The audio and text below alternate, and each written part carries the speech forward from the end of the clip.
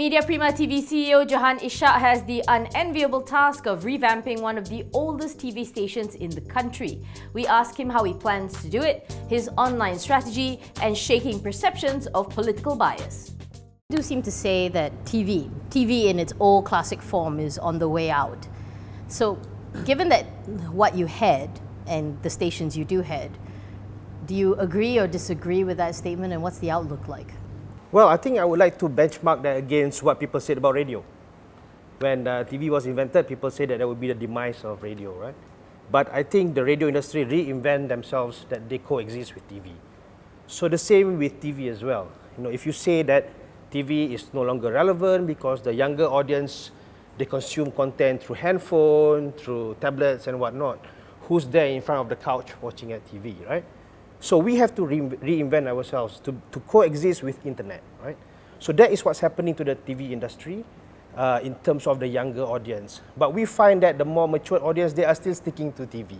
So at least that is enough to slow down the change of technology's impact on the industry while we consolidate our existence, where we present our content both through conventional TV as well as the new media. I mean, for example, through internet, through handphones, through laptops and stuff like that. You're talking about Tonton, aren't you? I'm talking not just about Tonton. Tonton is just one of the channel, but we can have a lot of other collaborations. For example, like even the content that we have on our TV, we're having discussion with other platforms like iFlix, you know, Hook, Netflix.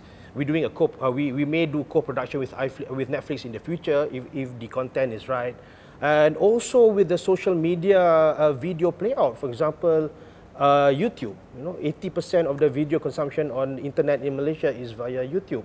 But it doesn't just stop there. It can go everywhere. We can democratize our content in any platform. So that is the keyword actually. Okay. So then how do you monetize it? Because you're talking about democratization, but monetization, where does that come from? Especially for digital.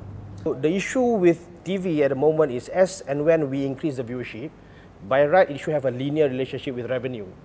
Okay, the advertising revenue should go up because people will put advertisement where the viewers are higher.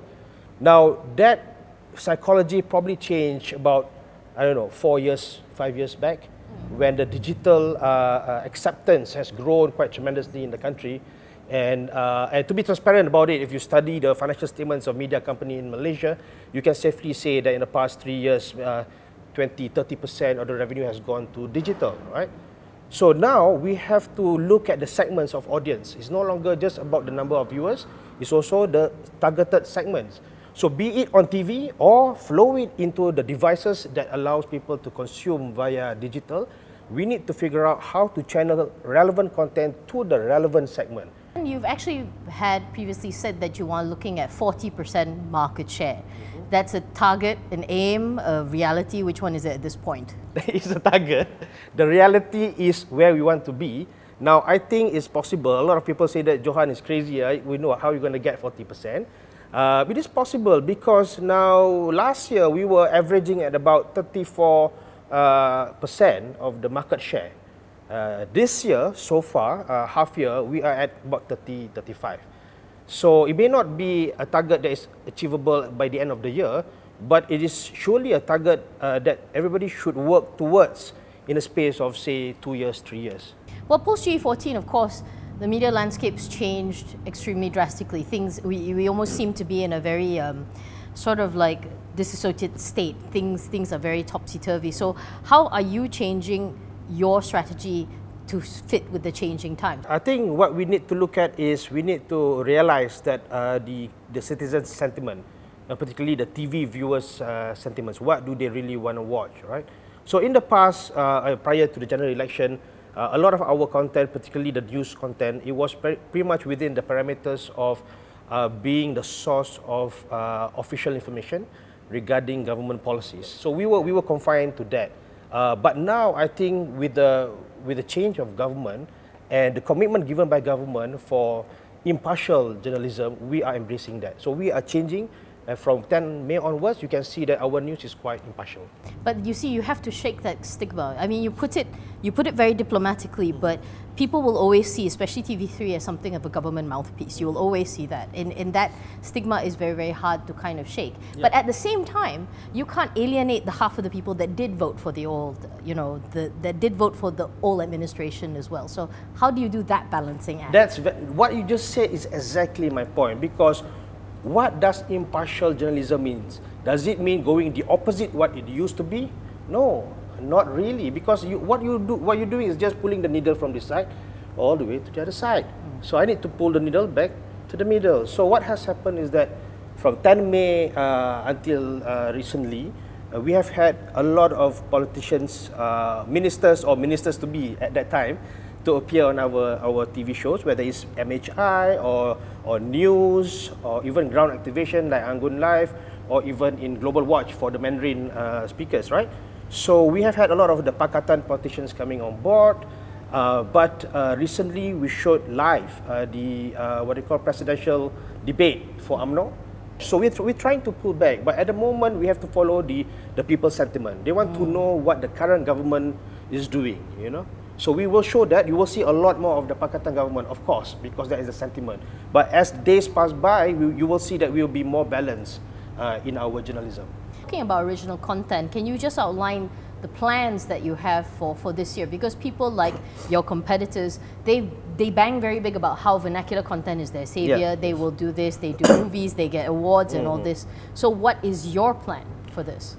Okay, I think if we look at the content, it's important to understand the target audience, because you know, I've got friends and family who told me, you know, why can't you produce content like in iFlix or Netflix? But if you study, the type of content is actually very much urban, right? You know, a lot of it in English and all that.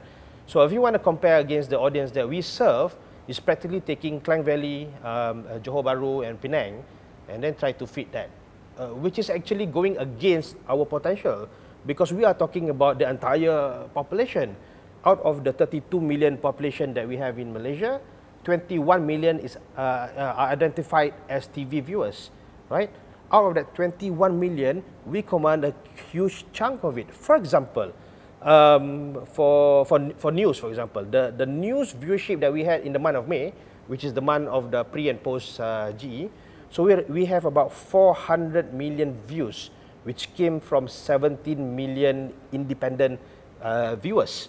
So that means 17 million people are watching on average about 23 times in the month of May, which gives us the 400 million views. Now, let's talk about drama. The recent drama that we have during the Samarinda slot, which is at about 10 p.m., right? Okay. Entitled Noor during Ramadan.